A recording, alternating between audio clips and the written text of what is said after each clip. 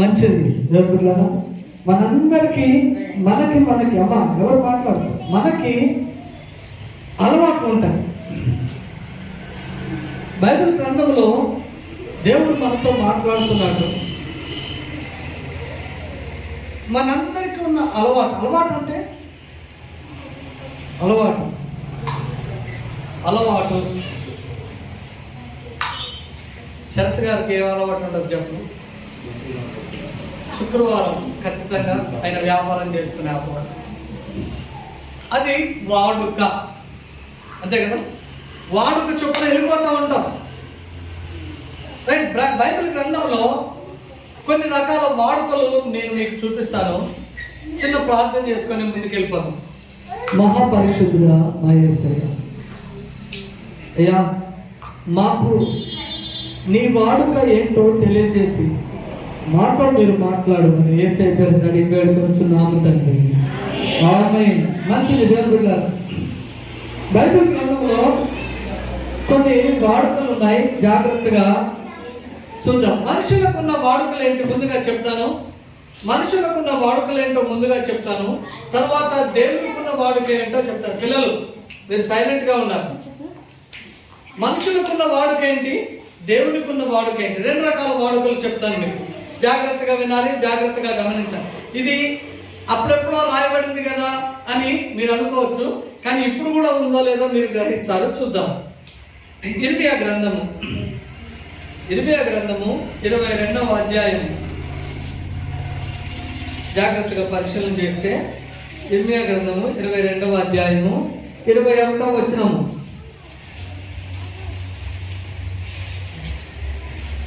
ఎన్ని రకాల వాడుకలు ఉన్నాయో, అంటే అలవాట్లు ఉన్నాయో మీ ముందు ఉంచుతాను, జాగ్రత్తగా గమనించండి. నీ క్షేమకాలములలో నీతో మాట్లాడుతుని గాని నేను విననని నీ వంటివి. నా మాట వినకపోతే నీ బాల్యము నుండి నీకు వాడుక. బాల్యం నుండి అంటే అంతేనా? అలాగే అంతేనా? బాల్యం నుండి అంటే చిన్ననాటి నుంచి ఉన్న వాడుకేంటి? అలా ఒకసారి జ్ఞాపకం చేసుకోనండి. చిన్ననాటి నుంచి అట దేవుని మాట వినకపోవటం వాడుక అంటే మీకు చెప్పాను ఇందాక. వాడుక అంటే అలవాటు. చిన్నతనం నుంచే దేవుని వాక్యము, దైవజనుల మాట వినకుండా తయారవటము అలవాటు చేసుకుంటున్నాం. ఈరోజు అలవాటు చేసుకుంటున్నాం. తల్లిదండ్రుల మాట వినని ఎంతమంది కుమార్తెలు ఉన్నారు ఈరోజు? తల్లిదండ్రులకు లోపడకుండా జీవించే కుమార్తెలు ఎంతమంది ఉన్నారు ఈరోజు? దైవజనులు వాక్యాన్ని వింటున్నప్పుడు దానికి లోపడకుండా జీవించే సంఘ బిడ్డలు ఎంతమంది ఉన్నారు ఈరోజు? పునరుద్ధాన దినాన్ని పవిత్రంగా, పరిశుద్ధంగా ఆరాధించాలని మనందరికీ తెలుసు. కానీ ఎంతమంది ఆరాధించగలుగుతున్నామో ఈరోజు? ఆలోచించండి. ఏది మన వాడుక అంటే, ఏది మన అలవాటు? చిన్నపిల్లలకు ఒక అలవాటు ఉంటుంది. ఏంటది? మర్చిపోవడం అలవాటు. వాళ్ళకి ఇంకొక అలవాటు ఉంటుంది, స్కూల్కి వెళ్ళడం అలవాటు. పెద్దలకు ఒక అలవాటు ఉంటుంది, పనులు చేసుకోవడం అలవాటు. అవునా? ఎవరి పనులు వాళ్ళు చేసుకుంటాం. వాడుక. ఆటో ఉన్న వాళ్ళు ఆటో నడపడం వారి వాడుక. పొలం ఉన్న వాళ్ళు పొలం పని చేయడం వారి వాడుక. స్త్రీలు ఇంటి పని చేయడం వారికి వాడుక. అలాగే దేవుడు అంటున్నాడు, యేసయ్య అంటున్నాడు, మీరు చిన్ననాటి నుంచే నా మాటకు దూరం అవుతున్నారు. అది మీ వాడుక. చిన్ననాటి నుంచే. ఈ ఒక్కరోజు కాదు, పెద్ద దిగిన తర్వాత వెనకపోవటం కాదు. కొంతమంది పిల్లల్ని చూస్తూ ఉంటాను, మనందరం చూస్తూ ఉంటాం. చిన్నప్పుడే తల్లిదండ్రుల మాట వినటం మానేస్తున్నారు. ఎలా బాబు చర్చికి రమ్మంటే, నువ్వు చర్చికి రమ్మంటే నేను అసలు ఇక్కడ ఇంట్లో ఉండకుండా వెళ్ళిపోతాను. అప్పుడే రెక్కలు వచ్చేసినాయా? ఆలోచించండి. అప్పుడే రెక్కలు వచ్చేసినాయా? ఎంత ఎదిగినా గుర్తుపెట్టుకోండి, 30 సంవత్సరాల వరకు మీకు గుర్తుండే ఉంటుంది. 30 సంవత్సరాల వరకు యేసయ్య తల్లిదండ్రుల దగ్గరే ఉన్నాడు. తల్లిదండ్రులు చెప్పింది చేశారు. ఎన్ని సంవత్సరాలు? 30వ సంవత్సరం నుంచి 3.5 సంవత్సరాలు అద్భుతమైన సేవ చేసి ఈ లోకానికి మాదిరి చూపించి వెళ్ళిపోయింది. అది ఆయనకు వాడు 30 సంవత్సరాలు. ఇప్పుడు 30 సంవత్సరాల లోపు ఉన్నవారు మీరు వాక్యానికి లోబడుతున్నారు. 30 సంవత్సరాల పైబడిన వారు మీరు వాక్యానికి లోబడుతున్నారా? మీరు వాక్యానికి లోబడుతున్నారు. వాక్యానికి లోబట్టం అంటే బైబిల్ గ్రంథంలో ఒక అద్భుతమైన మాట ఉంది. బలులు అర్పించుట కంటే దేవుని మాట వినుట శ్రేష్టం. బలులు అర్పించడం అంటే కానుకలు తేవటం కంటే దేవుని మాట వినటం శ్రేష్టం అట.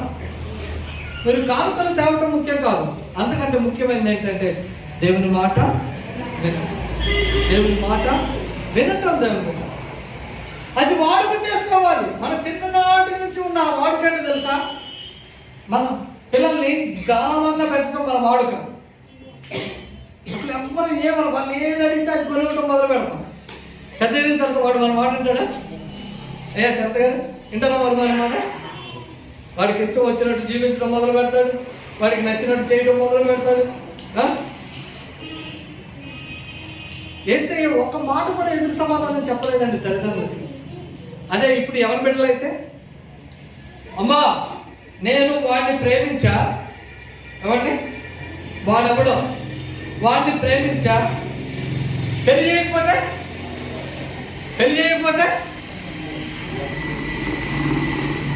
ఏమంటే చచ్చిపోతాయి. ఎన్ని సంవత్సరాలు? మొన్న ఈ మధ్యలో పేపర్లో పడింది.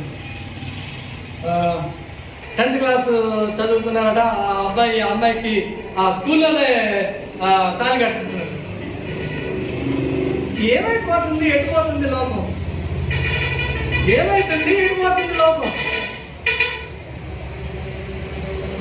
ఆలోచించండి దేవుని బిడ్డలారా, ఎడిపోతుంది. ఒక అమ్మాయికి కానీ అబ్బాయికి కానీ పెళ్ళికి వచ్చినప్పుడు వాళ్ళ తల్లిదండ్రులకు తెలుస్తుందో తెలవదా? నా కూతురికి, నా కుమారుడికి, లేదా నా కుమార్తెకి పెళ్లి వయసు వచ్చింది, వాళ్ళకి పెళ్లి చేయాలి, అవునా? అప్పుడు దాకా ఎందుకు ఆగలేకపోతున్నారు?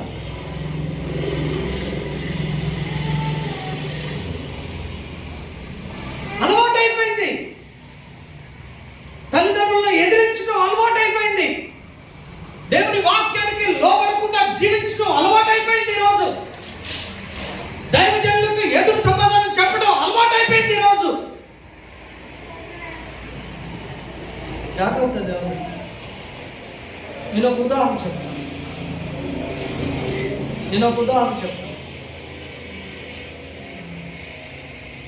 దేవుని సన్నిధికి దూరం అవటం అంటే అర్థం ఏంటంటే దేవుని కాపుదలకి కూడా దూరం అవుతుంది. దేవుడు ఏమంటున్నాడు? చూడుము నా అరచేతుల్లో. ఇప్పుడు ఆయన అరచేతుల్లో నుంచి మనం దూరం అవుతున్నాం అంటే అర్థం ఏంటి? ఆయన కాపుదలకి కూడా మనం దూరం అవుతున్నాం అని అర్థం. ఆయన కాపుదలకి దూరం అయితే ఎంత ప్రమాదానికి దారితీస్తుందో తెలుసా?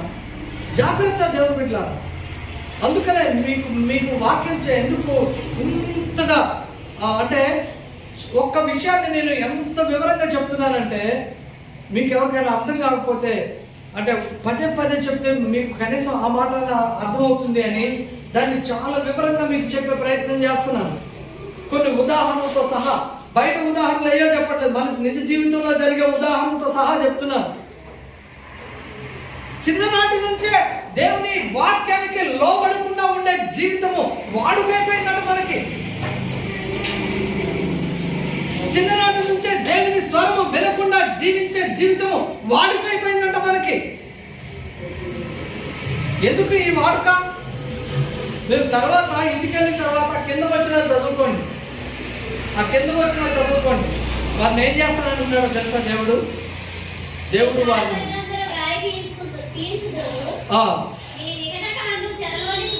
ఎక్కడ పోతారట? తర్వాత నీ చెడుతనం అంతటిని బట్టి నీవు అవమానము నుండి సిగ్గుపడుదువు. దేవుని మాట వినకపోవటం వల్ల ఏమవుతుందో అర్థమవుతుందా? ఏమవుతుంది మనకి?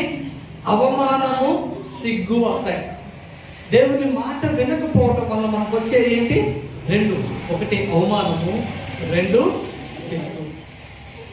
ఎందుకు దేవుడు మనం అవమానపడాల్సినంత అవసరం ఏంటి మనకి? దేవుని మాట వినకుండా ఉండాల్సిన, జీవించాల్సినంత అవసరం ఏంటి మనకి? దేవుడు ఏమంటున్నాడు చెప్పండి?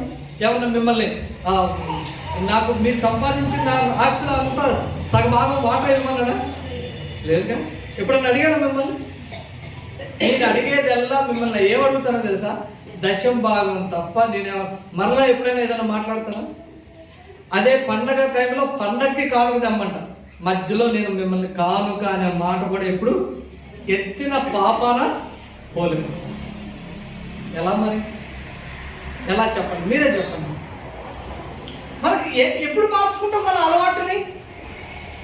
మనం అలవాటుని ఎప్పుడు మార్చుకుంటావు నువ్వు? తల్లిదండ్రులను ఎదిరించే అలవాటుని ఎప్పుడు మార్చుకుంటావు నువ్వు? చిన్నప్పటి నుంచే, నీ బాల్యం నుంచే యేసయ్య మాట వినకుండా జీవించే అలవాటుని ఎప్పుడు మార్చుకుంటావు నువ్వు? యేసయ్య స్వరం విన్నా, దయచేసి గమనించండి, సమూయేలు యెహోవా దేవుని స్వరం విని యెహోవా వైపు చూశాడు. ఆయన వైపుకి ఎప్పుడైతే తిరిగాడో, యేసయ్య వైపుకి ఎప్పుడైతే తిరిగాడో, యేసయ్య ఆయనతో మాట్లాడటం అలవాటు చేసుకున్నాడు. యేసయ్య సమూయేలుతో మాట్లాడటం అలవాటు అయింది, వాడుక అయిపోయింది. ఇశ్రాయేలీయులకి ఏదేది అవసరమో అవన్నీ సమూయేలే చెప్పాడు. మంచి గొప్ప గొప్ప రాజుల్ని అభిషేకించాడు. మొట్టమొదటి ప్రవక్త ఆయన సమూయేలు గారు. వాడుక చేసుకోవాలి. ఈరోజు దేవుని వాక్యం వింటున్నా దేవుని బిడ్డలారా, నువ్వు ఏమి అలవాటు చేసుకున్నావు? వాక్యం వింటున్నావు, ఇక్కడ వాక్యం వింటున్నావు, బయటికి వెళ్తే ఆ గుమ్మం దాటంగానే ఏమైంది? ఇందులో ఉన్న వాక్యం ఇక్కడ ఉన్నంతసేపు అబ్బా చాలా బాగా చెప్పాడు. అక్కడికి వెళ్ళిన తర్వాత ఎందుకు? ఆలోచించండి దేవుని బిడ్డ. చిన్ననాటి నుంచే దేవుణ్ణి ఎదిరించడం మనకి ఏమైపోయింది? అలవాటు అయిపోయింది, వాడుకైపోయింది. చిన్ననాటి నుంచే తల్లిదండ్రులను ఎదిరించడం ఏమైపోయింది? అలవాటు అయిపోయింది. అరే బాబు బాగా చదువుకోరా అంటే కుర్రోడికి వాళ్ళ నాన్న, అరే బాబు బాగా మంచి చదువుకోరా ఎందుకు అంటే, లేదు లేదు లేదు నువ్వు నాకు ట్రాక్టర్ కొని నేను ట్రాక్టర్ తోలుకుంటాను. ఏంటంటే నువ్వు నాకు ట్రాక్టర్ కొని నేను ట్రాక్టర్ తోలుకుంటాను. చదువుకోవచ్చు. తల్లిదండ్రులు ఏమంటున్నారు? ఏమన్నా బరువులు పోయమంటున్నారా? తల్లిదండ్రులు ఏమంటున్నారు? పొలం పని చేయమంటున్నారు. మంచిగా కూర్చొని హాస్టల్లో ఉండి హాయిగా చదువుకోరా అంటే మనకి అవ్వదు. కాబట్టి దేవుని బిడ్డ, చిన్ననాటి నుంచే మనలో ఏముంది? ఏముందో చెప్పండి. దేవుని మాట వినకపోవటం చిన్ననాటి నుంచో, తల్లిదండ్రుల మాట వినకపోవటం చిన్ననాటి నుంచో, దైవజనుల మాట వినకపోవటం చిన్ననాటి నుంచో. ఏమైంది? దైవజనుల మాట వింటామంటే అర్థమేంటో తెలుసా? దేవుని మాట వినటమే. నేనేదో వచ్చి మీకేం చెప్పను, అర్థమైందా? నా గురించి ఇప్పుడు నేనేదన్నా ఆలోచించుకొని మీకు చెప్తే నా గురించి చెప్పుకోవాలి, కానీ నా గురించి నేను ఎప్పుడు మీకు చెప్పను. నేను చెప్పేదల్లా ఏంటి? దేవుని. కాబట్టి దేవుని చిన్ననాటి నుంచే మనం యేసయ్య మాట వినేవారిగా ఉండాలి. వినకపోతే అవమానము, సిగ్గును, అవమానము వస్తాయి. సిగ్గు ఎప్పుడు వస్తుంది? అవమానం ఎప్పుడు వస్తుంది? జాగ్రత్తగా చెప్పండి, ఆలోచించండి. సిగ్గు ఎప్పుడు కలిగింది మనకి? అవమానం ఎప్పుడు కలిగింది? రెండు ఒకేసారి వస్తాయి. సిగ్గు వచ్చినప్పుడు అవమానం వస్తుంది, అవమానం వచ్చినప్పుడు సిగ్గు. రైట్. దానికి ఒక చిన్న ఉదాహరణ చెప్పి ముందుకెళ్ళి, ఒక వ్యక్తి దొంగతనం చేశాడు.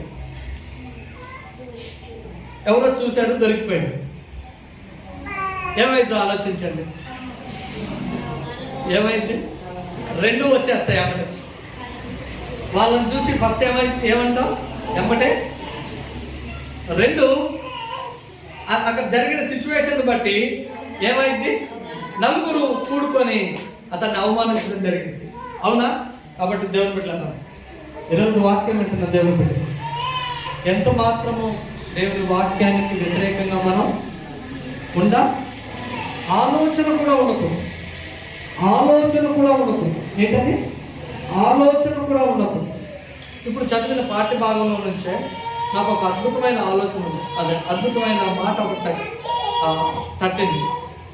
కీర్తనల గ్రంథం 28వ అధ్యాయంలో ఒకసారి మీరు జాగ్రత్తగా చూస్తే, కీర్తనల గ్రంథం 28వ అధ్యాయం ఒకసారి మీరు జాగ్రత్తగా చూసినట్లయితే 4వ వచనంలో అక్కడ ఉంటుంది, వారి క్రియలను బట్టి ఇక్కడ జాగ్రత్తగా రెండు ఉన్నాయట. వారి క్రియలు ఉన్నాయట, వారి దుష్ట క్రియలు ఉన్నాయి. వారి క్రియలను బట్టి, వారి దుష్ట క్రియలను బట్టి వారికి ప్రతీకారము చేయము.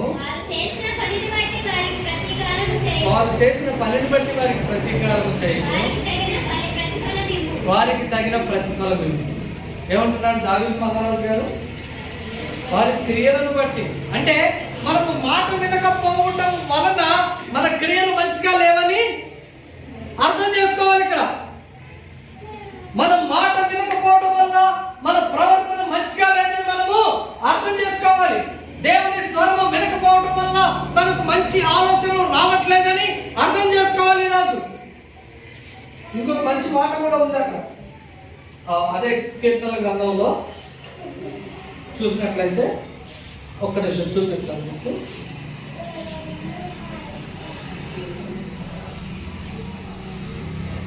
మూడవ వచనం, భక్తిహీనులను పాపము చేయవారిని నీవు లాగివేయినట్లు నన్ను లాగివేయకుము. వారి దుష్ట, ఇది జాగ్రత్తగా గమనించండి, వారి దుష్ట ఆలోచన ఎక్కడుందట?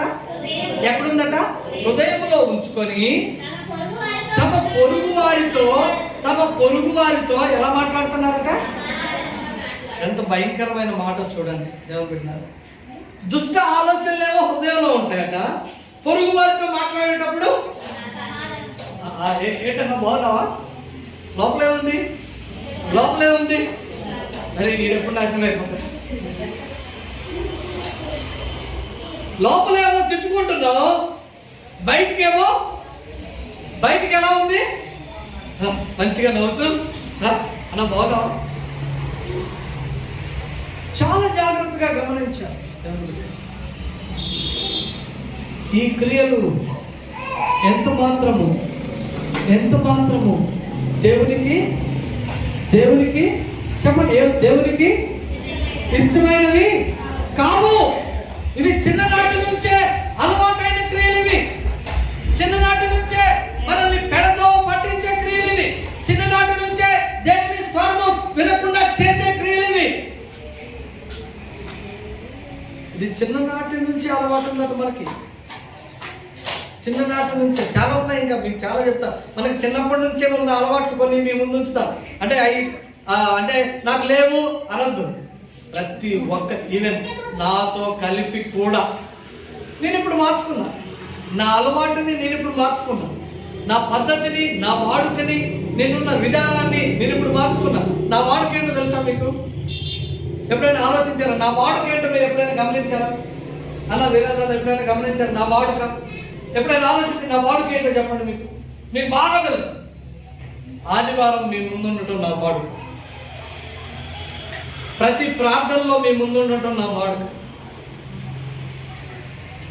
ప్రతి ప్రార్థనలో మీ ముందు నేను ఉంటున్నానా లేదు? ప్రతి ఆదివారం మీ ముందు నేను ఉంటున్నానా లేదా? వాడుక చేసుకున్నా. నేను వాడుక అంటే అలవాటు చేసుకున్నా.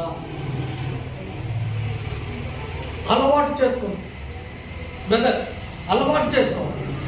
అమ్మా, అలవాటు చేసుకోవాలి. ఏంటది? ఏం అలవాటు చేసుకోవాలి? చాలా మందికి నోరు తెరిస్తే బూతులే వస్తాయి. నోరు మామూలు అంటే మంచి మాటలు రావు. చెడ్డ మాటలు తప్ప మంచి మాటలు రానే రావు. ఏంటి అంటే వాడికి అది అలవాటు. ఈరోజు నువ్వు ఏం అలవాటు చేసుకుంటున్నావు? మీరు గమనించండి, చిన్నప్పటి నుంచే పిల్లలకి మంచి ఆహారం తినటం అలవాటు చేస్తే వాడు పెద్ద ఎదిగిన తర్వాత కూడా మంచి ఆహారం తింటాడు. అదే మీరు అసలు ఆహారమే పెట్టడం మానేయండి, వాడు పెద్ద ఎదిగిన తర్వాత తింటాడా? ఎందుకని వాడు అంటే చిన్నప్పుడు అలవాట్లేదు. అవునా? చిన్నప్పటి నుంచే పని చేయడం అలవాటు చేయలేదు అనుకోండి, పెద్ద అయిన తర్వాత వాడు చిన్నప్పటి నుంచే స్కూల్కి వెళ్ళడం అలవాటు చేయలేదు అనుకోండి, 10 సంవత్సరాలు వచ్చిన తర్వాత వెళ్తాడు వాడు. ఏమంటాడు? 10 సంవత్సరాలు వచ్చిన తర్వాత చూసేటోళ్ళు ఏమంటారు? అబ్బా అంతే కదా, చూసేటోళ్ళు ఏమంటారు? ఎలా ఇంత పెద్దగా అయ్యాడు, ఇప్పుడు ఒకటో తరగతి ఏంట్రా? అలవాటు చేయాలి. దేవుని మాట మనం చిన్నప్పటి నుంచే వినటం మనం ఏం చేసుకోవాలి? అలవాటు చేసుకోవాలి. ఇది మనకి ఎవరికి అలవాటు లేదంట. దేవుని మాట వినే అలవాటు మనకి ఎవరికి లేదు. రెండవ అలవాటు చూపిస్తాను. ఇది మొదటి. రెండవ అలవాటు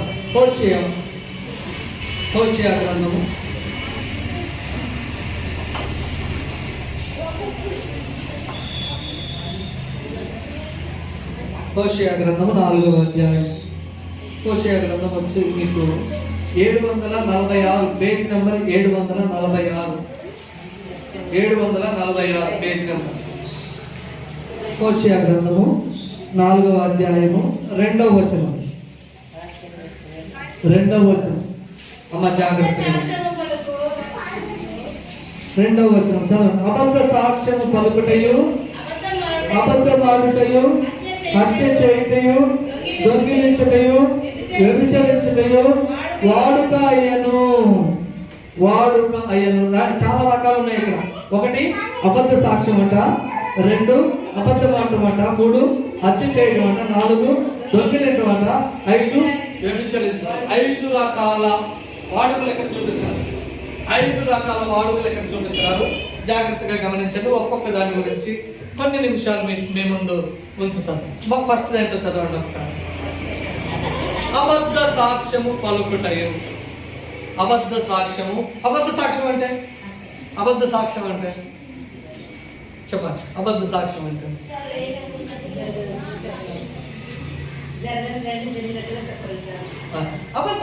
అంటే ఇద్దరు స్నేహితులు ఉన్నారనుకోండి. వాళ్ళిద్దరికి మంచి అండర్స్టాండింగ్ ఉందనుకోండి. వీడు ఒకవేళ నన్ను తప్పు చేసినా తప్పులోడు ఏం చేస్తాడు? సరిదిద్దరు. తప్పులోడు ఏం చేస్తాడు? జరా మీరు తప్పెందుకు చేశారు అంటే తప్పులోడు ఏమంటాడు? ఏ భలే ఏంటండి అరే నేను చూసాను, నువ్వు చేసావు. ఏ లేదండి చేయలేదు. నేను ఉన్నాను కదా, నేను చూస్తూనే ఉన్నాను. అబద్ధ సాక్ష్యం బైబిల్ గ్రంథంలో ఉంది. దేవుని మాట వినేవారు ఎవరు? దేవుని స్వరం వినేవారు ఎవరు? ఏం పలకూడదట? అబద్ధ సాక్ష్యం పలకూడదట. అంటే నాకు అబద్ధ సాక్ష్యం పలికే అలవాటు లేదు అని ఎవరైనా చెప్పగలము? చాలా జాగ్రత్తగా గమనించాలి. అబద్ధ సాక్ష్యం. 2 అబద్ధం ఆటం. ఇది ఆల్మోస్ట్ వాళ్ళందరికీ తెలుసు. అబద్ధ సాక్ష్యము తెలుసు, అబద్ధం ఆటము తెలుసు. అబద్ధం ఆటం చాలా సింపుల్గా అబద్ధం ఆటం బైబిల్ గ్రంథంలో ఉంది. ఒక అద్భుతమైన మాట ఉంటుంది, మనందరికి తెలుసు ఆ మాట. సులువుగా చిక్కులబెట్టు పాపము. అంటే అందులో అతి ముఖ్యమైనది ఉంటుంది తెలుసా? అబద్ధం. సులువుగా చిక్కులు పెట్టు పాపాల్లో అతి ముఖ్యమైనది ఏంటంటే అబద్ధమే. సులువుగా అబద్ధం ఆడుతుంది తెలుసా? సులువుగా ఎంత సులువు అంటే ఆటో మనం చాలా సందర్భాల్లో చెప్పి ఆటో ఎక్కి ఆటో దిగుతాం. వాడు 15 రూపాయలు చిల్లర ఇవ్వాలి, మనం 20 రూపాయలు ఇస్తాం. 5 రూపాయలు చిల్లర ఉందా? లేదండి అంటాం. 5 రూపాయలు చిల్లర ఉన్నదా అంటే లేకపోతే ఓకే, దాని గురించి కాదు. కానీ ఉంచుకొని కూడా 5 రూపాయలు చిల్లర లేదండి. అది అబద్ధమా కాదు? అవునా కాదు? అది అబద్ధమే. సులువుగా చిక్కులు పెట్టి పాపం ఇది మనల్ని సులువుగా చిక్కులు పెడుతుంది. ఈ భయంకరమైన మనం అనుకో ఇది ఎంత చాలా సింపుల్ కదా. అనుకుంటాం. కానీ పిల్లలు సులువుగా చిక్కులు పెట్టు పాపాన్ని మనం జయించాలి. అంటే అబద్ధాన్ని మీరు నిజం చెప్పడం అలవాటు చేసుకోండి. మీరు నిజం చెప్పడం అలవాటు చేసుకోండి. నిజం చెప్పడం ఎక్కడ అలవాటు చేస్తారో తెలుసా? అమ్మ పిల్లలు యోహాను గారు బాప్తిస్మం ఇచ్చేటప్పుడు యోర్దాను నది దగ్గర అనేక మంది వచ్చి బాప్తిస్మం తీసుకుంటా ఉంటారు. సుంకర్లు వచ్చారు, పాపులు వచ్చారు, గ్రీసు దేశస్తులు వచ్చారు, ఇంకా రకరకాల అందరూ వచ్చి బాప్తిస్మం తీసుకుంటా ఉంటే సుంకర్లు వచ్చి, అయ్యా మేము బాప్తిస్మం తీసుకోవాలి, మరి ఎలా తీసుకోవాలి అంటే అప్పుడు యోహాన్ గారు చెప్తూ ఒక మంచి మాట అంటారు. ఏంటో తెలుసా? మీకు నిర్ణయింపబడిన దానికంటే ఎక్కువ ఒక్క పైసా కూడా తీసుకోవద్దండి. మీకు నిర్ణయింపబడిన దానికంటే ఒక్క పైసా కూడా తీసుకోవద్దండి. అంటే ఒక పైసా ఎక్స్ట్రా తీసుకున్నామంటే అర్థం ఏంటి? మనం అబద్ధం. జాగ్రత్త. ఒకటేంటి? అబద్ధ సాక్ష్యం. 2 అబద్ధం. 3 హత్య. అసలు ఎవరైనా హత్య చేస్తామండి మనం? బైబిల్ ఏంటి ఇలా మాట్లాడుతుంది? చాలా జాగ్రత్తగా కాబట్టి ఎవరైనా హత్య చేస్తాం. మీరు ఎవరైనా హత్య చేశారా? చేయలేదా? ఎవరు? నిజం చెప్ప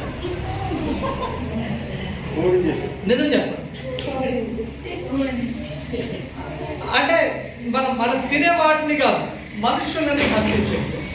రైట్. అంటే కామన్గా కోడిని కొట్టుకుంటాం, తింటాం, అది ఓకే. కానీ మనుషులని ఎప్పుడైనా హత్య చేశారు కదా? ఎవరు హత్య చేయలేదు కదా? చేశారా? ఎట్లా? రైట్. మనిషికున్న అత్యంత భయంకరమైన అలవాటు ఏంటో తెలుసా? ఇష్టం వచ్చినట్లు మాట్లాడు. ఎదుటి వ్యక్తుల్ని తూలనాడి మాట్లాడు, ఎదుటి వ్యక్తుల్ని తక్కువ చేసి మాట్లాడు, ఎదుటి వ్యక్తుల్ని ఇష్టం వచ్చినట్టు మాట్లాడు. కొంతమంది మాట్లాడితే ఎలా ఉంటుందో తెలుసా? కొంతమంది మాట్లాడితే కత్తితో పొడిసినట్టు అంత భయంకరంగా మాట్లాడతారు. అంటే ఇప్పుడు మనం కత్తితో పొడవాల్సిన అవసరం లేదు. మాటలు ఎలా ఉన్నాయి? అందుకని బైబిల్ గ్రంథంలో ఉంది, నీ నాలుక, నీ నోరు జాగ్రత్తగా చూసుకో, నీ నాలుకని జాగ్రత్తగా లోపరుచుకో. బైబిల్ గ్రంథంలో ఇంకో మాట ఉంది, సర్వ సృష్టిని అంతటిని లోపరుచుకోగలమా కానీ నాలుకని లోపరుచుకోలేము. మొత్తం ఎంత పెద్ద జంతువునైనా లోపరుచుకోగలం కానీ ఈ చిన్న నాలుకను మాత్రం లోపరుచుకోలేము. నాలుకకు ఉన్నది ఏంటో తెలుసా? నాలుకకున్న అలవాటు ఏంటో తెలుసా? నాలుకకున్న వాడుకేంటో తెలుసా? అదిరి పడటం. నాలుకకున్న వాడుకేంటి? అదిరి పడటం. రైట్. ఇప్పుడు ఎవరు హత్య చేయలేదు అన్నారు కదా? రైట్. ఇప్పుడు ఫస్ట్ అక్కల దగ్గరికి ఉంటాం. రైట్. మీరు ఎవరు హత్య చేయలేదు అన్నారు కదా? మీ ఇంటి వాళ్ళతో, మీ ఆయనతో ఎప్పుడు గట్టిగా మాట్లాడలేదు? ఇప్పుడు చెప్పండి, హత్య చేయలేదని బలెవరని నేను హత్య చేయటం ఏంటి అని అన్నారు కదా? రైట్. ఇప్పుడు చెప్పండి, ఎల్లయ్యా ఎంతసేపు తీసుకెళ్తావు నన్ను? చెప్పండి పిల్లలు, అక్కలు, మీ మాటతో అదేంటి ఇప్పుడు దాకా హత్య చేయలేదు అన్నారు కదా? మరి ఇప్పుడు అన్నాల దగ్గరకు వస్తారు, తమ్ముల దగ్గరికి, అన్నాల దగ్గరికి.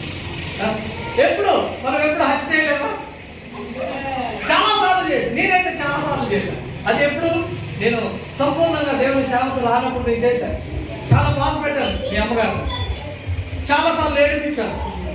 కానీ అది గతం. ఇప్పుడు నా నోరు చచ్చిపోయింది. యేసయ్య మాట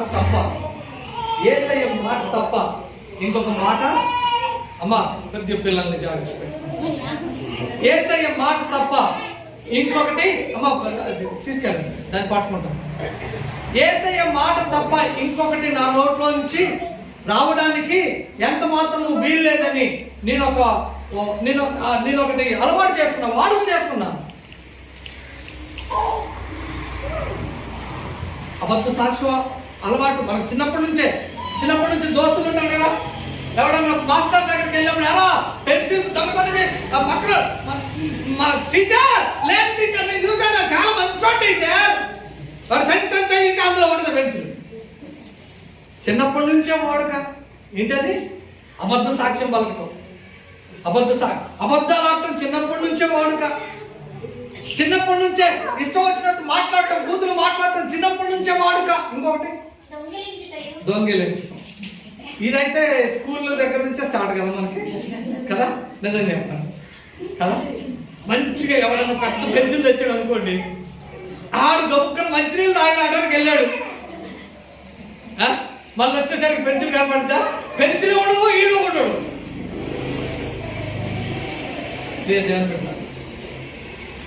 దొంగిలించడం ఎంత సులువైన పద్ధతో తెలుసా? చాలా మంది మన దగ్గర కూడా ఎంతమంది బాధపడారు, అయ్యా నా డబ్బులు పోయింది. ఎందుకు పోయింది? ఎవరు తీయకుండా డబ్బులు పోతాయా? ఎవరు దొంగిలించుకున్న డబ్బులు పోతాయా? ఎంత అయినా సరే సాధ్యం కానీ ఇంకో విషయం చెప్పనా, దొంగిలించడం ఎంత సులువైన పద్ధతిలో అంత ఘోరమైన పాపం.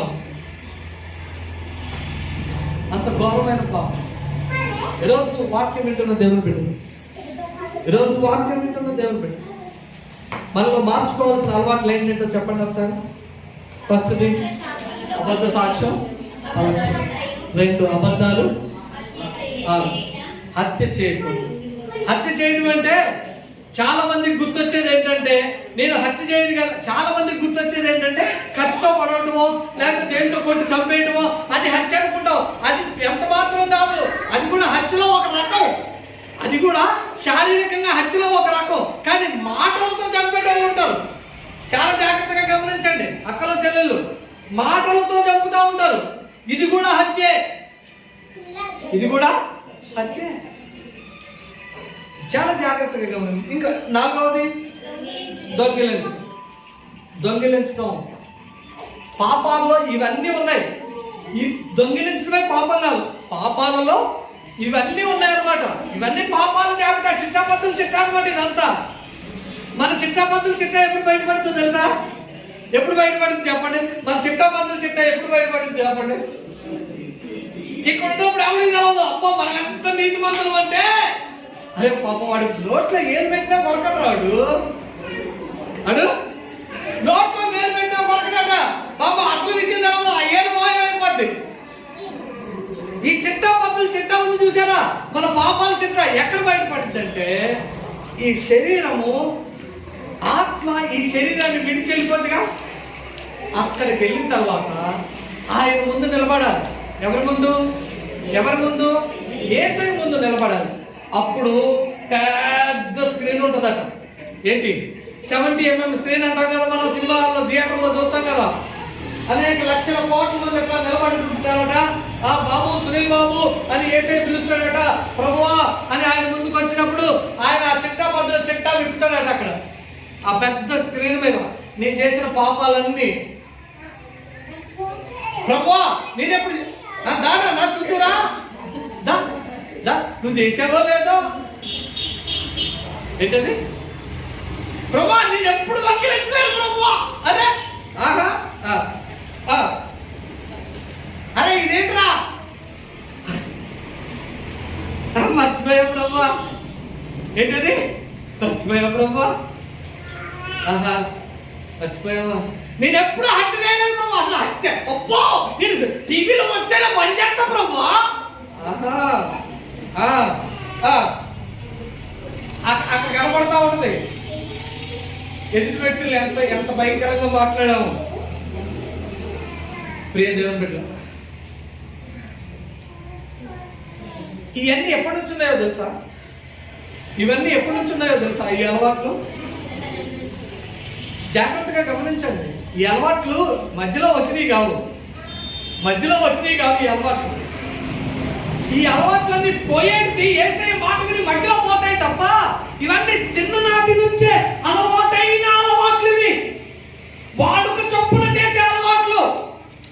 ఉంది, ఇంకొకటి ఉంది తర్వాత ఏంటంట. అంటే మీరు నేను చెప్తున్నానని తప్పుగా అనుకోకండి. ఒక మాట అడుగుతాను, ఎప్పుడైనా మనం వ్యభిచారం చేసామా? నాతో కలిపి కూడా. నేను మిమ్మల్ని వేరు చేసి మాట్లాడలేదు, నాతో కలిపి కూడా నేను చెప్తున్నా. ఎప్పుడైనా మనం వ్యభిచారం చేసామా? వ్యభిచారం అనగానే మనకు వచ్చే ఆలోచన ఏంటి తెలుసా? శరీరం కలవటమే వ్యభిచారం. అదొక్కటే కాదమ్మా. శరీరం కలవటమే వ్యభిచారం ఒకటే కాదు. మనది కాని దానిని దేని గురించైనా మనం ఆలోచించినట్లయితే ఆ క్షణములోనే అక్కడే పాపము. ఇది వ్యభిచారం. ఇది శరీరంతో చేసే వ్యభిచారం కాదు. దేంతోని? మన కళ్ళతోని, మన మనసుతోని, మన ఆలోచనతో, మన తలంపులతోని చేసే వ్యభిచారం అనగానే ఒక అబ్బాయి కలుసుకోవడం, లేకపోతే పెళ్ళైన స్త్రీ, పెళ్ళైన అక్రమ సంబంధం, పెళ్ళైన వాడు ఇంకొక స్త్రీతో అక్రమ సంబంధం, ఏ ఆలోచన అదే కాదు. దయచేసి గమని, అదొక్కటే కాదు.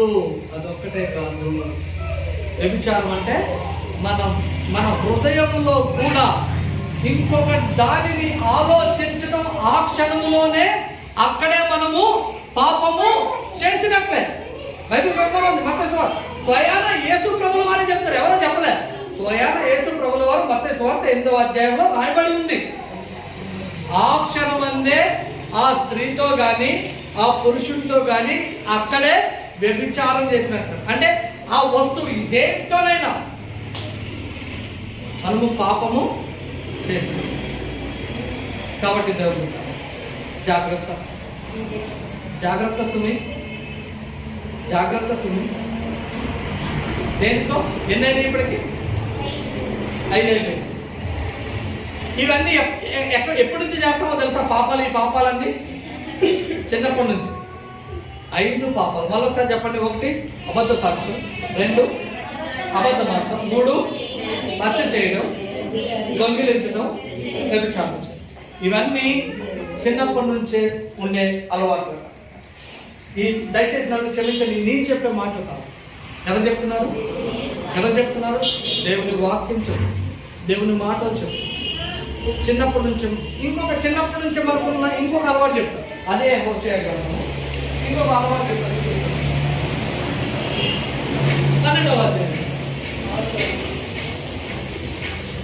12వ అధ్యాయము 7వ వచనం. ఎఫ్రాయిము వారు కనానీయుల వర్తకులవంటి వారై అన్యాయపు త్రాసును వాడుక చేసెదరు, కోరిక వారికి కలదు. అన్యాయపు త్రాసు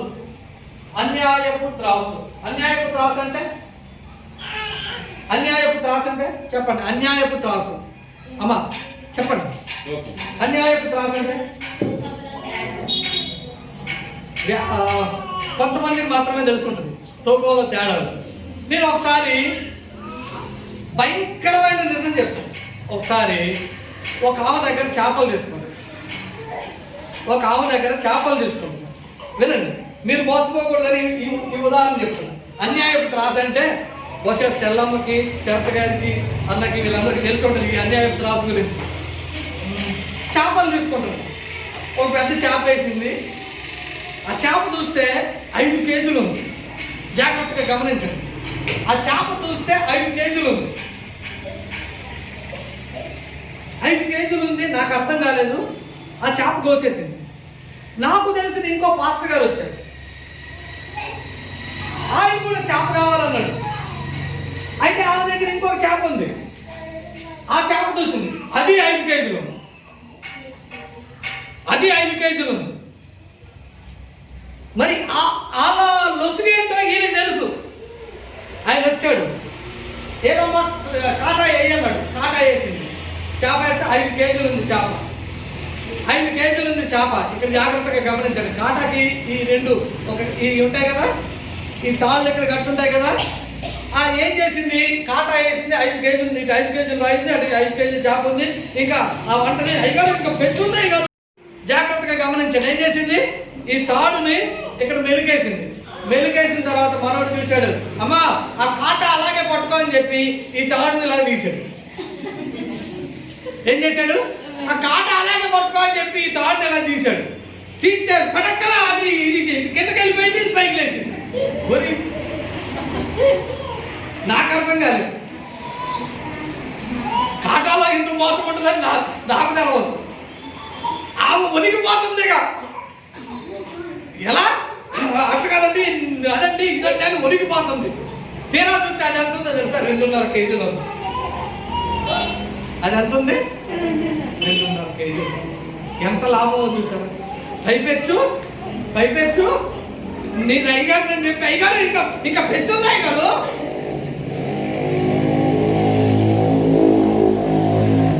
ఎంత అన్యాయమో చూడండి, ఎంత అన్యాయం. చేయొచ్చా మోసం? మీరు మోసపోకూడదని చెప్తున్నా. చేపల్లో చాలా చాలా డేంజర్ అనమాట. వాళ్ళు ఒక్క మెలికేసారంటే దగ్గర 2 కేజీలు పైకి వెళ్ళిపోయినట్టే. ప్రియ దేవుడు, ఎంత మోసం. ఏదో ఒక 10 రూపాయలు 20 రూపాయలు ఎక్స్ట్రా చెప్పారంటే సర్లే అనుకోవచ్చు. ఒకసారి కేజీ 2 కేజీలు. దురాశ దుఃఖానికి ఇచ్చాడు.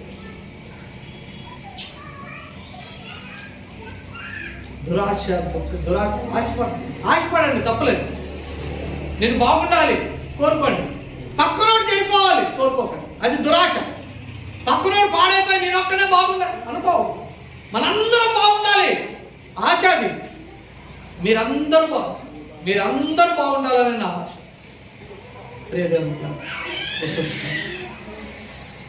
దేవుడు మీతో సూటిగా మాట్లాడు. ఎంత భయంకరమైన అలవాట్లు ఉన్నాయో మనకి. ఇవన్నీ ఎప్పటి నుంచి ఉన్నాయట? అసలు మనకు ఉండాల్సిన అలవాట్లు ఏంటి? ఇది ఇంపార్టెంట్. ఇప్పటిదాకా చెప్పినవన్నీ మనకు తెలిసినాయి, ఈ కొత్త విషయాలు ఏం కాదు. ఇప్పటిదాకా చెప్పినవన్నీ మనకు తెలిసినాయి, కొత్త విషయాలు ఏం కాదు. కాకపోతే మర్చిపోయి ఉంటాం, ఇప్పుడు చెప్తా ఉంటే కొత్తగా గుర్తొస్తా ఉంటాయి. కానీ అసలు ఉండాల్సిన లక్షణాలు ఏంటి? ఇది ఇంపార్టెంట్. అసలు మనకు ఉండాల్సిన లక్షణాలు ఏంటి చూద్దాం. అసలు మనకు ఉండాల్సిన లక్షణాలు ఏంటి? లూకాసు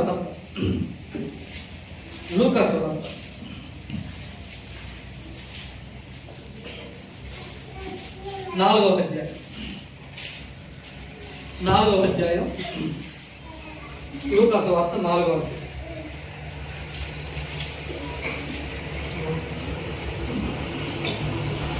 లూకాసు వార్త 4వ అధ్యాయం చూడండి,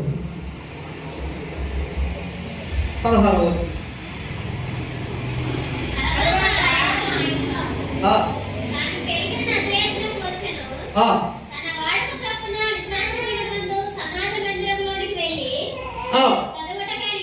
ఏం చదువుతున్నారు అక్కడ? యేసు ప్రభువుల వారు ఏం చదువుతున్నారు?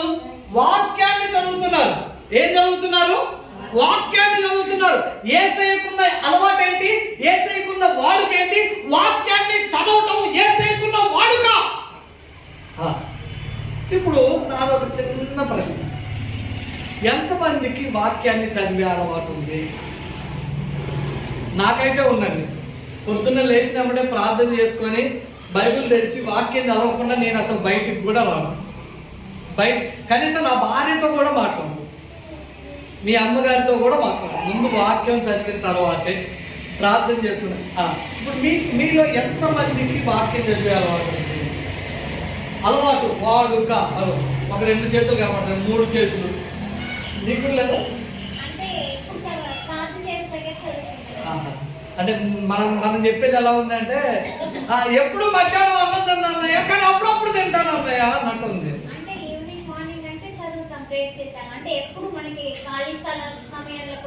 నేను అనేది కుటుంబ ప్రార్థన చేసుకునేటప్పుడు ఖచ్చితంగా చదువుతాను.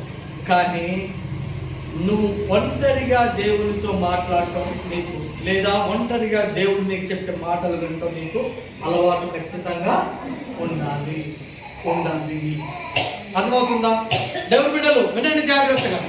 మనకి ఖచ్చితంగా దేవునితో మనం ఒంటరిగా గడిపే అనుబంధము. మీ అందరికీ తెలుసు, యేసు ప్రభువుల వారు ఓ సమయం దొరికితే ఒలీవల కొండకు వెళ్ళి అక్కడ ఒక రాయి దగ్గర కూర్చొని ప్రభువుతో ఏకాంతంగా గడిపే అలవాటు, రాత్రంతా ఏకాంతంగా గడిపే అలవాటు ఆయనకుందగా. వాడుక చొప్పున వెళ్తాడు ఆయన, ఏకాంతంగా ఉంది. చూపిస్తాను అది కూడా మీకు.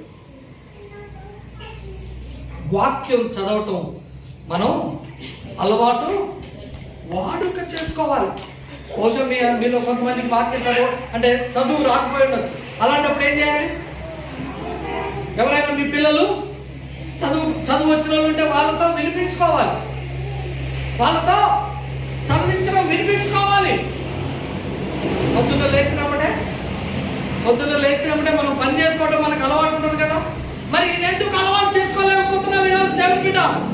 రకరకాల పనులు అలవాటు ఉంది, రకరకాల పాపిష్టి పనులు అలవాటు ఉన్నాయి, రకరకాల ఇష్టం వచ్చిన జీవిత కార్యక్రమాలు అలవాటు ఉన్నాయి. కానీ దేవుని వాక్యాన్ని చదవడం నువ్వెందుకు అలవాటు చేసుకోలేకపోతున్నావు? ఈరోజు దేవుని మాట ద్వారా నిన్ను ప్రశ్నిస్తున్నావు. ఒక్కసారి ఆలోచించు,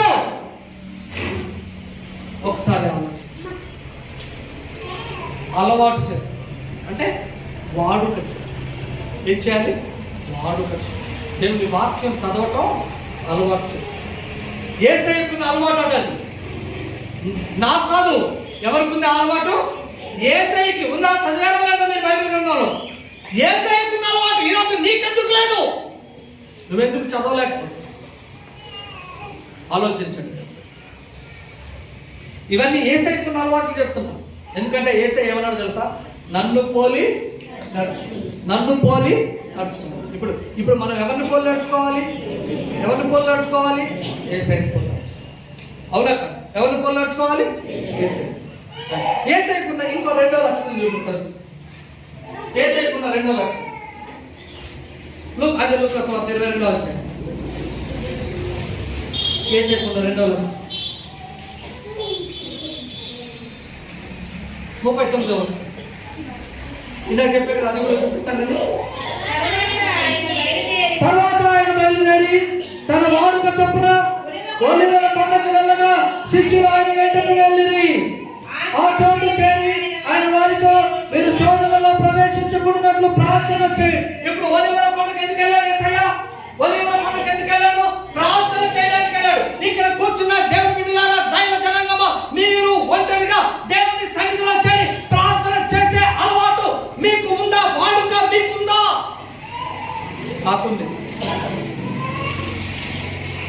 మీ అమ్మగారు కూడా, మీ అందరికీ తెలుసు, గంటలు కూర్చొని ప్రార్థన చేస్తాం. మీ చిన్నమ్మగారు కూడా గంటలు కూర్చొని ప్రార్థన చేస్తాం. మేమందరం దేవుని సన్నిధిలో గడుపుతా ఉంటాం. మరి మీకెందుకు లేదు? సమయం దొరికినప్పుడల్లా మరి మీరెందుకు ప్రార్థన చేయండి? ఆలోచించండి. ఈ నా మాటలు కాదు, స్వయాన యేసయ్య చెప్తున్నా. ఇప్పుడు యేసయ్యలో ఉన్న మొదటి లక్షణం ఏంటి? వాక్యం చదవడం. రెండవ లక్షణం, ఈ రెండు లక్షణాలు ఉంటే జీవితం మారిపోతుంది.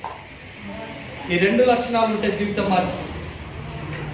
ఈ రెండు లక్షణాలు ఎవరికి ఉంటాయో వారి జీవితాలు మారిపోతాయి.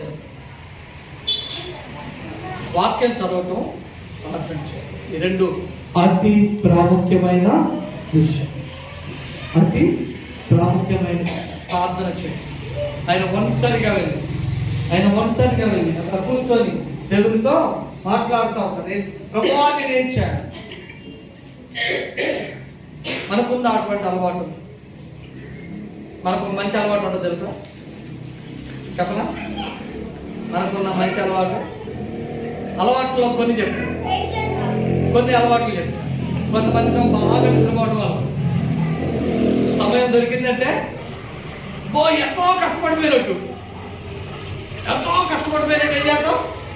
ఎమ్మడే తలదిని కింద పెట్టుకుంటాం. అబ్బా టైం దొరికిందని పడుకుంటాం. ఇంకొంతమందికి బాగా తినేవాడు. ఇంకొంతమందికి ఏంటి? బాగా తినే అలవాటు. ఈ మధ్యలో కొత్త అలవాటు ఒకటి వచ్చింది. మీకు తెలుసో తెలవదు, నాకు బాగా తెలుసు. 24 గంటలు ఫోన్ మాట్లాడే అలవాటు. కొంతమందిని చూస్తూ ఉంటా, ఆ రోడ్డు మీద నడిచేస్తా ఉంటారు. ఇక అటు ఇటు చూడరు,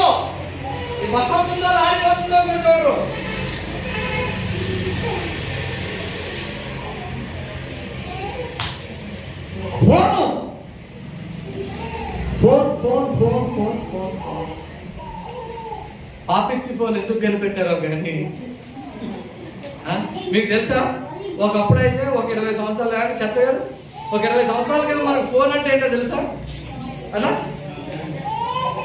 మనకు మా ఫోన్ అంటే ఏంటో తెలదు. పాపిస్టి ఫోను ఎప్పుడు వచ్చిందో కానీ అసలు మనుషులు మాట్లాడుకోవడం కూడా తక్కువైపోయింది. ఇంట్లో కొడుకు ఒక ఫోను, కూతురుకు ఒక ఫోను, తల్లికి ఒక ఫోను, తండ్రికి ఒక ఫోను. ఆడు ఈడితో మాట్లాడు, ఈడు ఆడితో మాట్లాడు. ఏంటంటే డాడీ నాకు పిజ్జా కావాలంటున్నాడు. అక్కడ ఫోను ఏంటి డాడీ నాకు అది కావాలని వచ్చి చెప్పొచ్చు కదా. కాదు ఆడ ఆ రూమ్ లో ఉంటాడు, ఈడు ఈ రూమ్ లో ఉంటాడు. డాడీ నాకు పిజ్జా కావాలి ఈడు అంటాడు. అని ఆడ అక్కడి నుంచి మెసేజ్ పెట్టి ఈడు అంటాడు ఆర్డర్ పెట్టుకో. ఏం పెట్టుకోవాలంట? ఆర్డర్ పెట్టుకో. తండ్రి కొడుకులు మాట్లాడుకోవడమే తక్కువైపోయింది ఈరోజు. తండ్రి కూతుళ్ళు తండ్రి కొడుకు తల్లులు మాట్లాడుకోవడమే తక్కువైపోయింది ఈరోజు. ఫోన్ నా ఉద్దేశం ఏంటి చెప్పనా? మీ పిల్లలకు ఫోన్ మాత్రం కొనేయండి. ఆ ఫోన్తో ఇంకో దరిద్రం ఏంటంటే ఎవడో ఒకడు ఫోన్ చేస్తాడు, అమ్మాయి కానీ అబ్బాయి కానీ. ఇక మీకు ఒక విషయం చెప్పనా? మీ అమ్మగారి వాళ్ళ స్నేహితురాలు ఒక ఆమె ఉంది. వాళ్ళ కొడుక్కి వాళ్ళ అమ్మమ్మ బాగా ఇష్టం అంటే ఆమెకి ఆడికి ఒక ఫోన్ కొనిచ్చింది. పెద్ద ఫోన్ ఆండ్రాయిడ్ ఫోన్ తెలుసు కదా, అది కొనిచ్చింది. వీడేం చేస్తున్నాడు? పగలు అసలు ఎవరికి ఏమి డౌట్ రాకుండా ఆ ఫోన్ పక్కన పెట్టేటోడు. రాత్రులు అందరూ పడుకున్న తర్వాత అప్పుడు వీడు ఫోన్ తీసుకునేటోడు. ఫోన్ తీసుకొని ముసుగేసుకొని అందులో చూసుకుంటే ఏం చూసేటోడు అందులో చూసుకుంటే అలాగా రోజులు అయిపోయినాడు. ఒకరోజు వాడికి ఫిట్స్ వచ్చింది. ఏమొచ్చింది? ఫిట్స్ వచ్చినాయి. ఫిట్స్ వస్తే డాక్టర్ దగ్గర తీసుకెళ్తే డాక్టర్ అన్ని టెస్టులు చేశాడు. డాక్టర్ ఏం చేశాడు? అన్ని టెస్టులు చేశాడు. చేసి అమ్మ మీ అబ్బాయికి ఫోన్ ఏమన్నా కొనిచ్చారా అని అడిగాడు డాక్టర్ ఏమడిగాడు?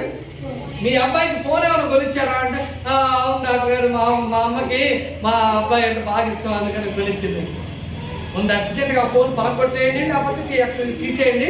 మీ ఓన్ని ఒక 3-4 నెలలు మీకు ఎవ్వరికి దూరంగా అంటే ఎవరైతే దూరంగా ఉంటారో వాళ్ళ దగ్గరికి పంపించున్నాను. ఏమైంది డాక్టర్ అంటే ఇంకో కొన్ని రోజులు మీ అబ్బాయి ఒకవేళ ఈ ఫోన్తో ఇలాగే ఉంటే తల్లో నరాలు పలిగిపోయి చచ్చిపోతారండి. ఏమైంది? తల్లో నరాలు పగిలి. ఇది నిజంగా జరిగింది.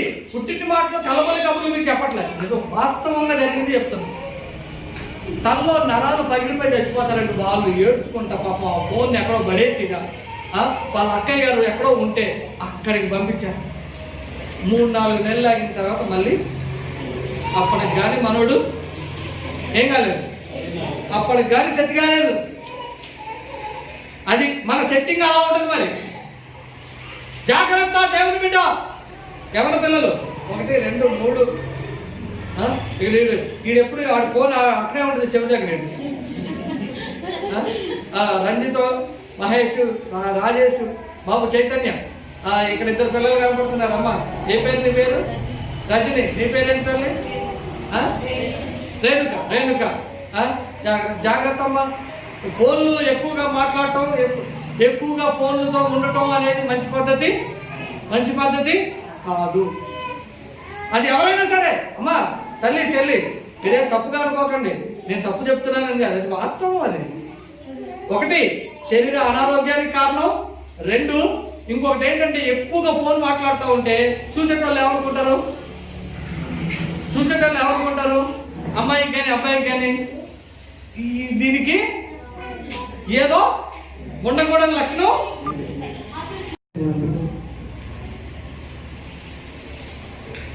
ఇవన్నీ మనల్ని పాపంలోనికి నడిపించాయి.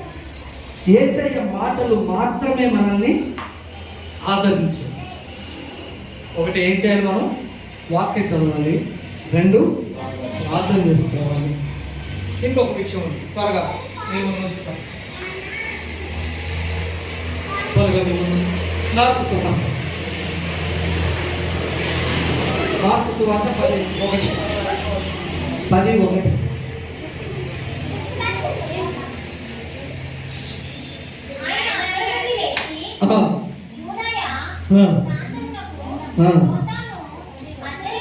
వచ్చను జన సమూహములు తిరిగి ఆయన యొద్దకు కూడి వచ్చిరి.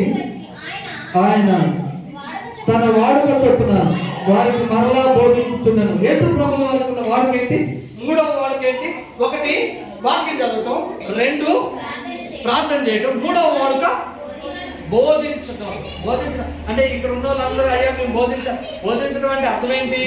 మీ పక్కన ఉన్న వారికి సువార్త చెప్పటమే, మీ పక్కన ఉన్న వారికి సువార్త ప్రకటించడమే బోధించడము. దేవుని బిడ్డలారా, దైవ బిడ్డలారా, దేవుని సంగమా, మీ పక్కన ఉన్న వారికి సువార్త ప్రకటించాలి, దేవుని వార్త ప్రకటించాలి. యేసయ్యకున్న మంచి లక్షణాలు మూడు మంచి లక్షణాలు ఏంటది?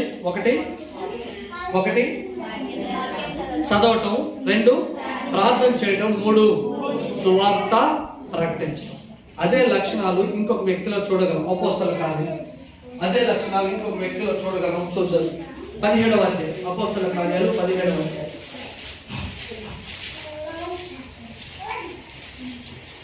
అపోస్తల కార్యాలు 17వ అధ్యాయం 2వ వచనం ఒకసారి చూద్దాం.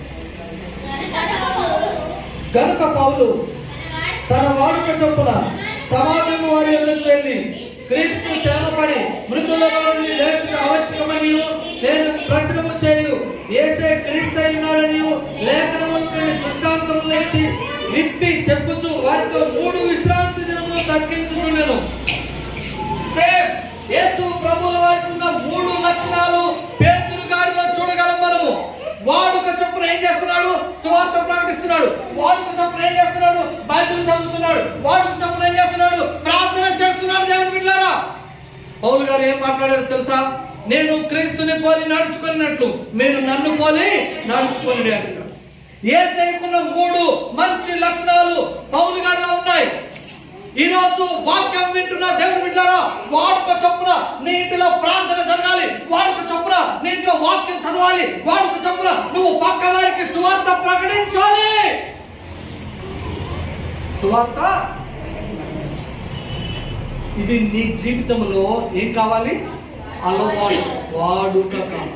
యేసు ప్రభు వారి జీవితంలో వాడుకైంది, అలాగే పౌలు గారి జీవితంలో వాడుకైంది. ఈరోజు నీ జీవితంలో కూడా ఏం కావాలి? అలవాటు కావాలి.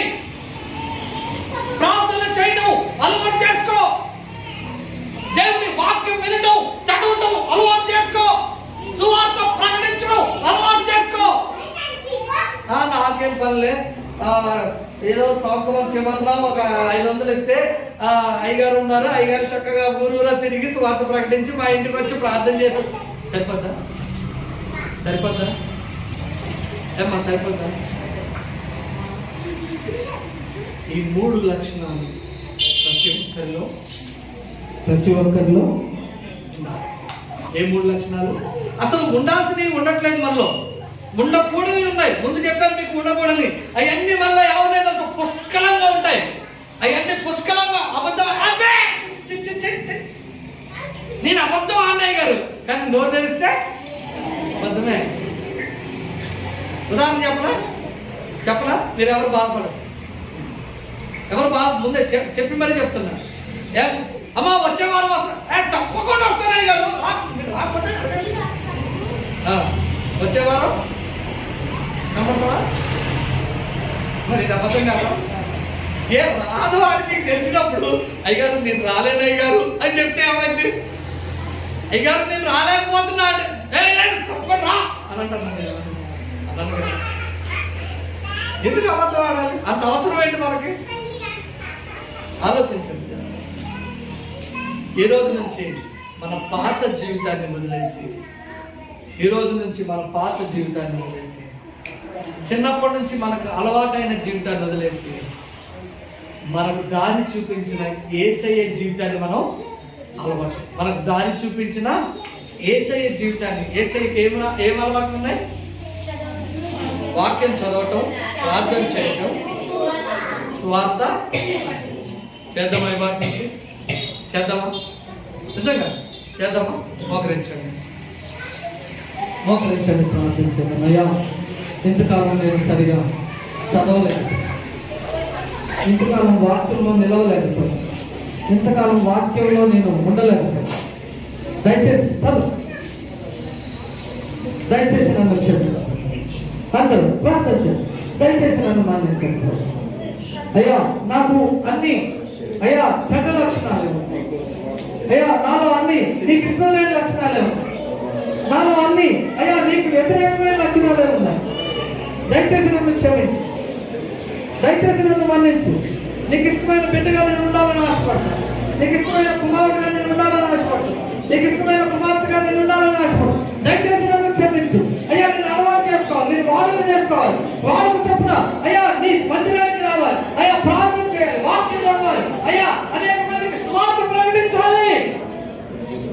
ఈరోజు నీ వాక్యం అయ్యా తేటగా నాతో మాట్లాడు, ఈరోజు నీ వాక్యం అయ్యా తేటగా నాతో మాట్లాడింది. దయచేసి నన్ను క్షమించవా, దయచేసి నన్ను మన్నించవా అయ్యా. నీ వాక్య ప్రకారం జీవించలా, నీ చిత్త ప్రకారం జీవించలా అయ్యా. నన్ను కనికరించు, నన్ను క్షమించు అయ్యా. నా చేయి పట్టుకో యేసు, నా చేయి పట్టుకో నజరేతు వాడా, నా చేయి పట్టుకో అయ్యా. నన్ను క్షమించి అయ్యా, అయ్యా నన్ను క్షమించి అయ్యా. నీకు ఇష్టమైన బిడ్డగా, నీకు ఇష్టమైన కుమారుడుగా, నీకు ఇష్టమైన కుమార్తెగా నన్ను మార్చు అయ్యా. నాలో అన్ని అవలక్షణాలే ఉన్నాయి అయ్యా. ఈ రోజు నుంచి నీకున్న మంచి లక్షణాలు నేను పొందుకొని ఉండలాగున, నీకున్న మంచి లక్షణాలు నేను కూడా కలిగి ఉండలాగున అయ్యా. నా జీవితాన్ని మార్చినందుకు వందనాలు, నా హృదయాన్ని మార్చినందుకు వందనాలు, నా తలంపులు మార్చినందుకు వందనాలు, నా ఆలోచనలు మార్చినందుకు వందనాలు అయ్యా. నీకు ఇష్టమైన బిడ్డగా నేను ఉంటాను, నీకు ఇష్టమైన కుమారుడుగా, నీకు ఇష్టమైన కుమార్తెగా నేను ఉంటాను ప్రభు. అన్నవారు మీ చేతులు వేసి చూపిస్తాను. నన్ను క్షమించండి ప్రభు, నన్ను మన్నించండి ప్రభు అయ్యా.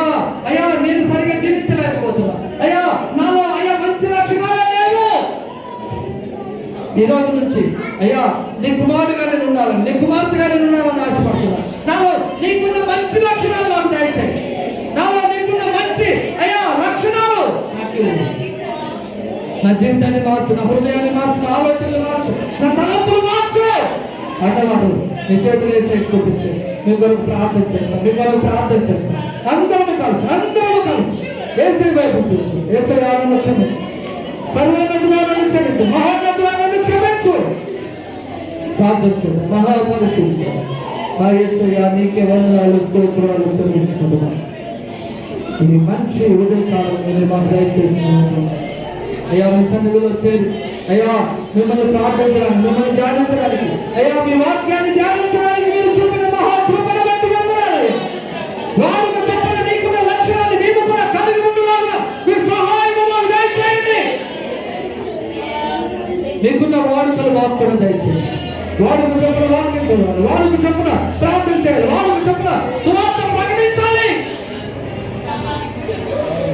నాలో అన్ని వ్యతిరేకమైన లక్షణాలు వాటన్నిటిని తీసుకోండి, వాటన్నిటి నుంచి నాకు విడుదల ఇచ్చింది, వాటన్నిటి నుంచి అయ్యా మీరు విడుదల పొందాలి.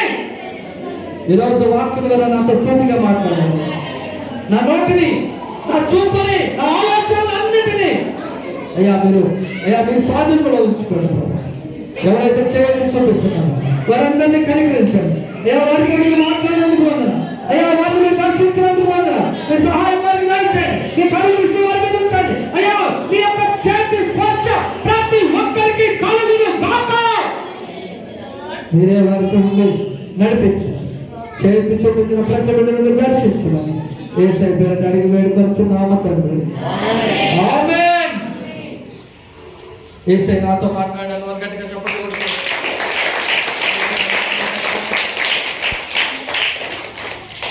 మనమందరం లేచి నిలబడి